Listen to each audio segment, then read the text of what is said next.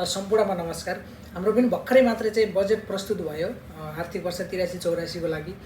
र मैले चाहिँ आज यसो एनालाइसिस गरेको अरू कन्ट्रीहरूको बजेटमा र हाम्रोमा बजेटमा चाहिँ के कुराको चाहिँ अन्तर छ त भनेर चाहिँ अलिअलि रिसर्च गरेँ मैले हैन। जस्तो अरू विकसित मुलुकहरूले चाहिँ कसरी चाहिँ बजेट प्रस्तुत गर्छन् भन्दा उनीहरूको चाहिँ हाम्रो जस्तो आधारभूत आवश्यकताहरू नै पुरा नभएको चाहिँ छैन। जस्तो हामी चाहिँ अझै पनि बाटो घाटो गाडी बिजुली अनि चाहिँ अब हस्पिटल विद्यालय यिनी कुरा नै हाम्रो आधारभूत कुराहरूमै अड्किरहेका छौँ। यिनीहरू एकदम नेसेसरी कुराहरू, हेल्थका कुराहरू।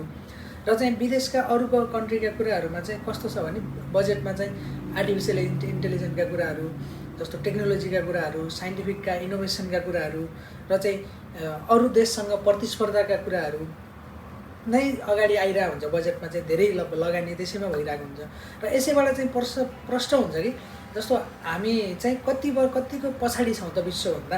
हामीले विश्वसँग यति सजिलै चाहिँ प्रतिस्पर्धा गर्न त अलि समय लाग्छ, गाह्रो छ। र आजभन्दा 50-60 वर्ष अगाडिको कन्डिसन जुन नेपालको कन्डिसन र अरू अहिलेको विकसित मुलुकका कन्डिसन चाहिँ उस्तै थिए।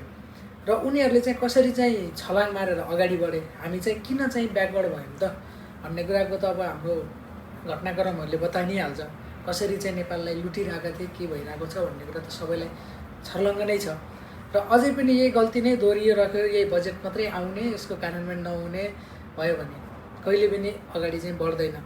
र हामीले बेसरी चाहिँ अरू देशको चाहिँ ल यस्तो गरेर चाहिँ हामीले त्यही गर्नुपर्छ भन्नुभन्दा पनि हाम्रो पहिला बेसिक कुराहरूलाई चाहिँ मजाले परिपूर्ति गरेर मात्रै चाहिँ त्यसपछि अरू स्टेपले चाहिँ सोच्नुपर्छ होला जस्तो चाहिँ मलाई लाग्छ है।